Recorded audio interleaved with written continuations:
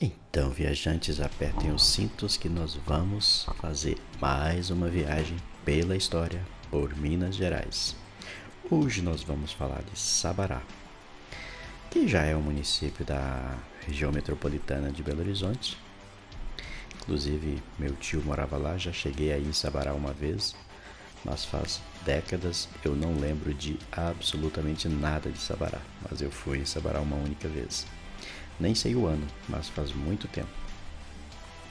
A população de Sabará em 2019 era de aproximadamente 136 mil habitantes, segundo a estimativa do IBGE.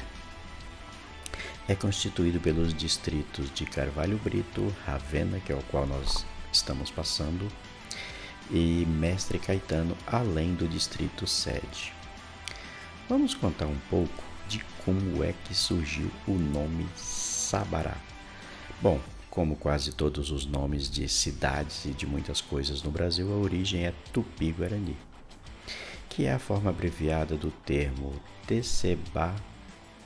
Tecebaberubazu. Que estranho. Nossa, imagina o índio falando isso, para ele é normalíssimo, né? Que significa grandes olhos brilhantes. Então, se você quiser elogiar uma menina que tenha grandes olhos brilhantes, pode chamá-la de Sabará. Tessá, que é olho, Berabe, que é brilhante, e Uzu, que é grande. Grandes olhos brilhantes. Uma referência às pepitas de ouro que foram encontradas na região.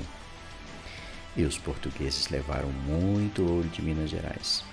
Sabará tem origem no arraial de Bandeirantes, eram os paulistas dando voltas em Minas, que apareceu no final do século XVII. O povoado cresceu e foi criada a freguesia em 1707, que foi elevada a vila e município em 1711, com o nome de Vila Real de Nossa Senhora da Conceição do Sabará. É cidade desde 1838. Interessante, bem antiga a cidade. Também a história, né, justifica.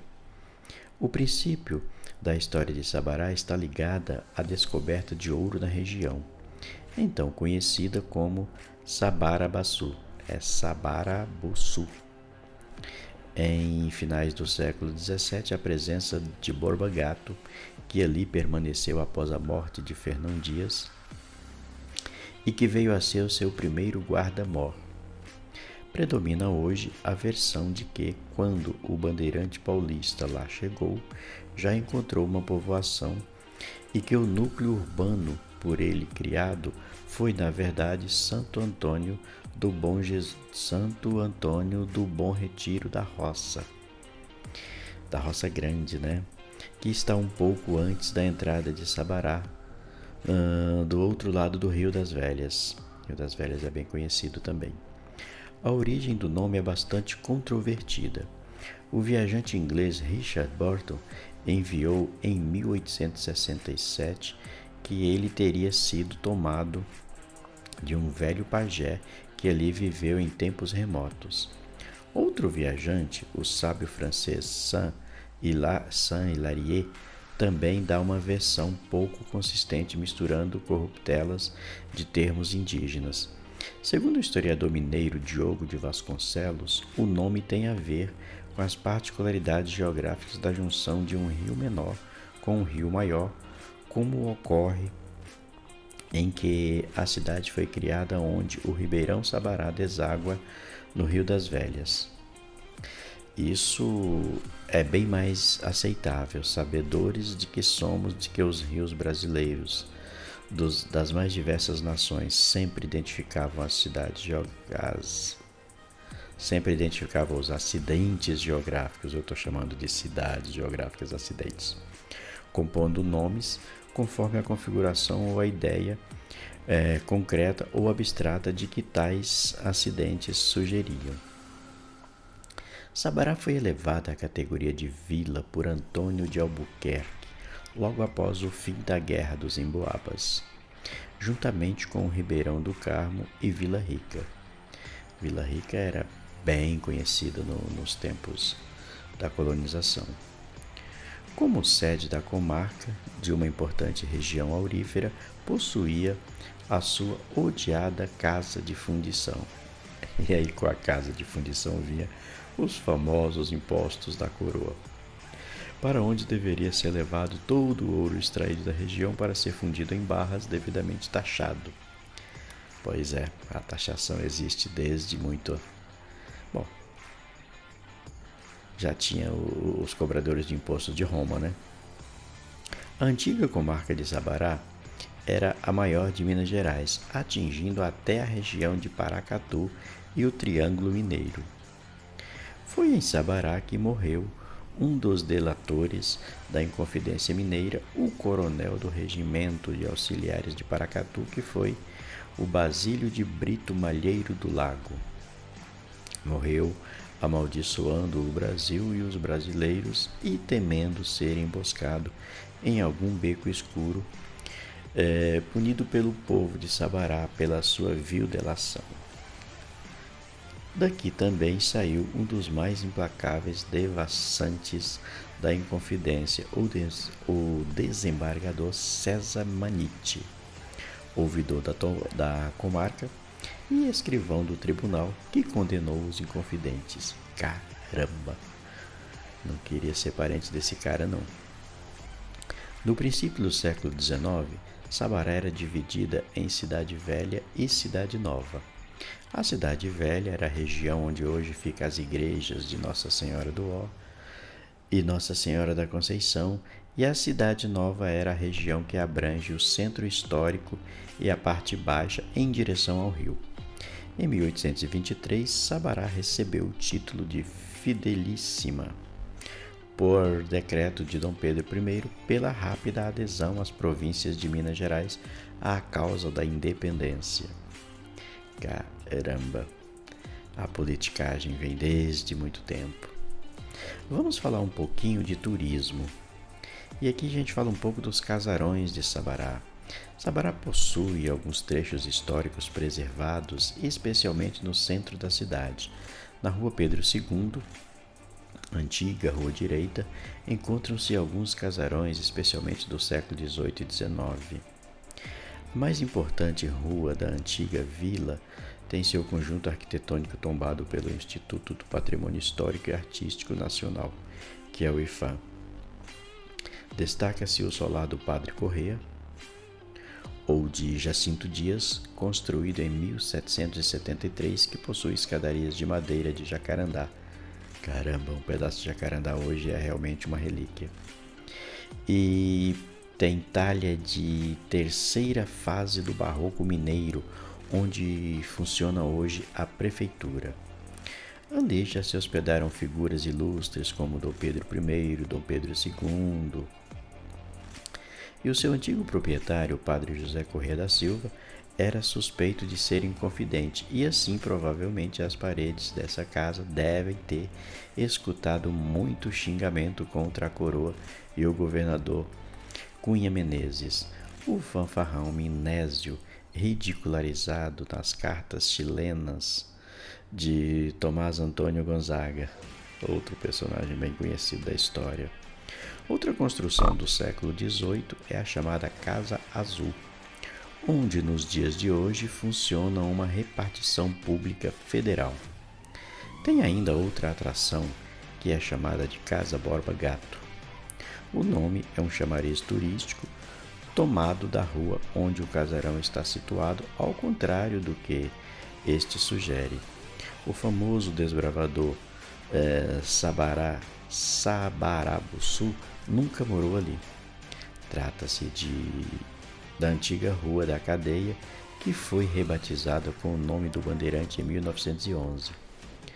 A casa construída pela família Guimarães em 1814 já foi hotel, escola, casa de padre e hoje é uma instituição do Instituto do Patrimônio Histórico e Artístico Nacional, voltada para a preservação do patrimônio histórico da cidade. Muito interessante. Aqui atrás faz uma menção a uma rua direita.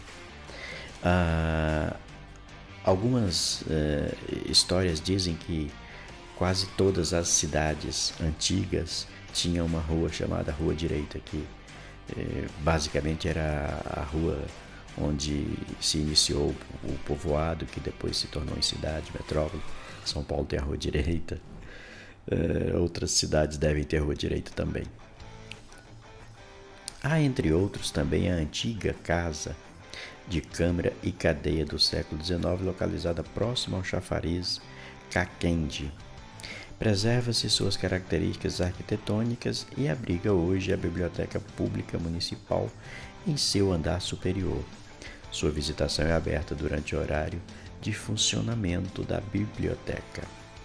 Falar um pouco dos chafarizes. Sabará possui ainda muitos antigos chafarizes, sendo o mais conhecido o do Kakende, construído em 1757 na Rua São Pedro, no antigo centro comercial da cidade, e do Rosário, instalado ao lado da igreja de mesmo nome, na Praça Melo Viana, e da Corte Real. Olha a família Viana aí mais uma vez. E falar de Sabará sem falar das igrejas, a gente deixa de falar de uma parte importante da história. Sabará possui um dos mais notáveis acervos de igrejas setecentistas de Minas. Aqui eu vou citar algumas. Nossa Senhora do Ó, de 1717, uma das mais representativas do barroco mineiro, possui influência chinesa em sua arquitetura externa e da decoração interna. O seu nome é devido às ladainhas de Nossa Senhora, que sempre começam com o Ó e seguem com algum louvor ou agradecimento. Nossa Senhora da Conceição, de 1710, matriz da cidade, localizada na Praça Getúlio Vargas, que fica na cidade antiga. Nossa Senhora do Carmo, de 1763, com várias obras de Aleijadinho. Aleijadinho é um orgulho na arquitetura, nas obras entalhadas.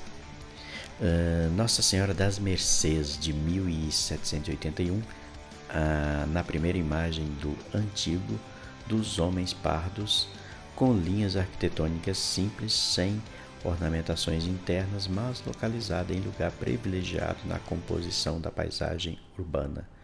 Isso faz uma diferença.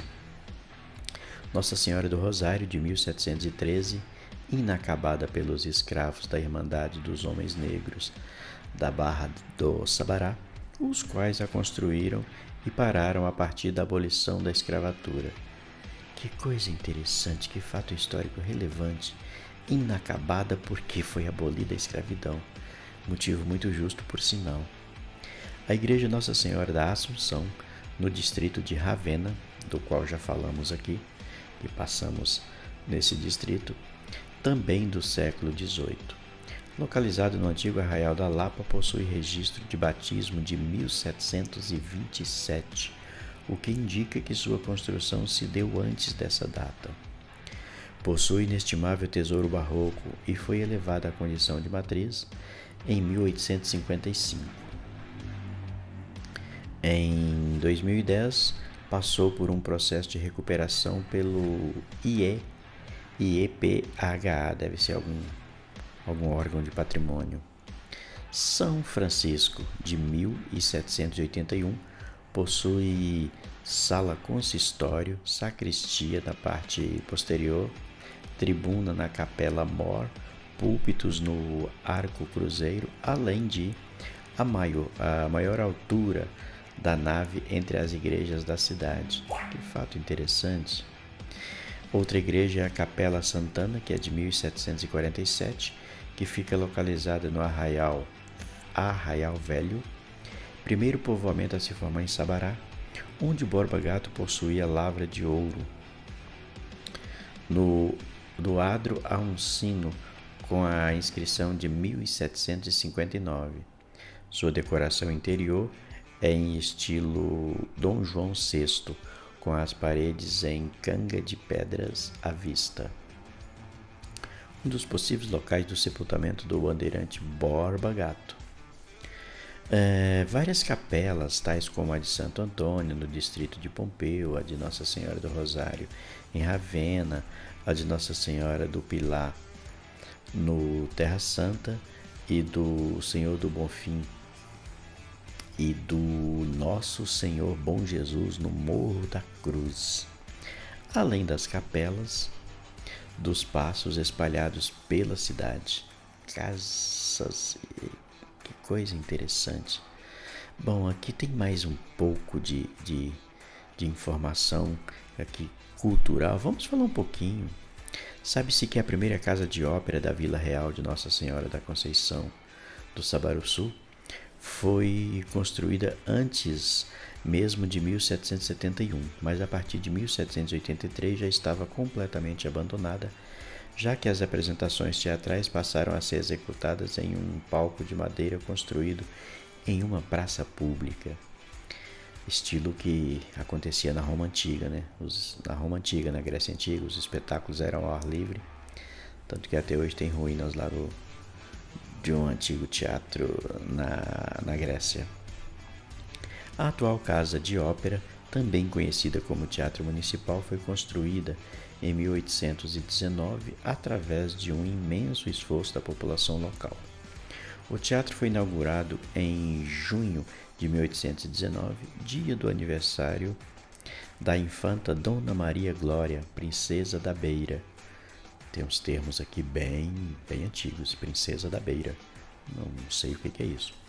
As apresentações incluíam os títulos Maria Teresa, a Imperatriz da Áustria e Zelo d'Amor. O teatro foi construído na propriedade de Francisco da Costa Soares e, havendo sido um teatro particular até o século XX, foi construído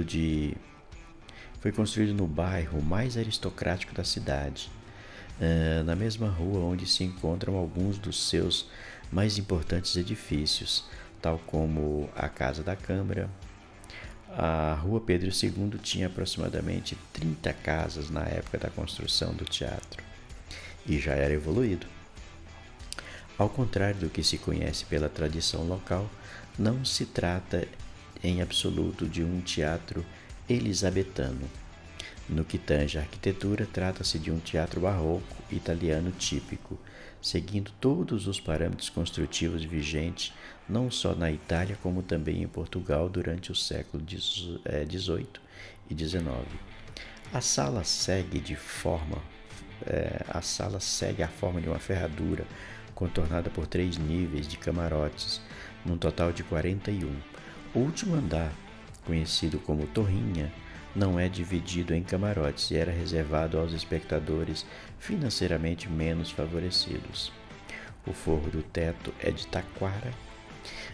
Não se sabe ao certo se o forro original era do mesmo material, tendo sido introduzido na reforma de 1970 realizada por Amadi. Não sei quem foi Amadi. O teatro possui uma das melhores acústicas da América Latina e apresenta uma atividade regular que tem sido apresentada com frequência na atual gestão da Secretaria da Cultura de Sabará. As apresentações incluem música de câmara e um repertório operístico. Agora, falando de museu, na antiga Casa da Intercedência e Fundição do Ouro do Vila Real de Nossa Senhora da Conceição do Sabará, funciona atualmente o Museu do Ouro, que reserva objetos associados ao período da extração do ouro em Minas Gerais durante o século XVIII. Há também peças do imobiliário luso brasileiro dos séculos XVIII e XIX, pratarias, arte sacra, aparelhos de chá, gomes e lavandas. Esses 2 termos aqui eu não conheço. Museu do Ouro, que coisa interessante. O Museu do Ouro é um museu brasileiro inaugurado em 16 de maio de 1946 na cidade de Sabará, Minas Gerais. E as festas famosas da cidade são Festival da Jabuticaba. Sabará é a terra da jabuticaba, isso aqui eu também não sabia. Típica no Brasil, com maior produção no estado de Minas, a jabuticaba encontrou espaço nos quintais das casas de Sabará. A municipalidade incentiva a preservação das jabuticabeiras através de uma lei municipal que oferece desconto no valor do imposto sobre a propriedade predial e territorial. Que interessante, incentivo para cultivar a história. Isso é muito importante. Para que cada árvore plantada em um imóvel. Que interessante. Em 2007, o Festival da Jabuticaba foi registrado como patrimônio imaterial do município. É uma festa bem conhecida na região que atrai um ótimo público. Outro festival é o Ora Pro Nobis. Esse termo Ora Pro Nobis está muito em moda ultimamente. O povo descobriu isso como um remédio milagroso e está todo mundo falando nisso. Esta hortaliça, com seu valor alimentício e medicinal, ganha em Sabará relevância cultural. O cultivo, na verdade, é motivado pela tradição local com o crescimento da demanda por comida típica da região.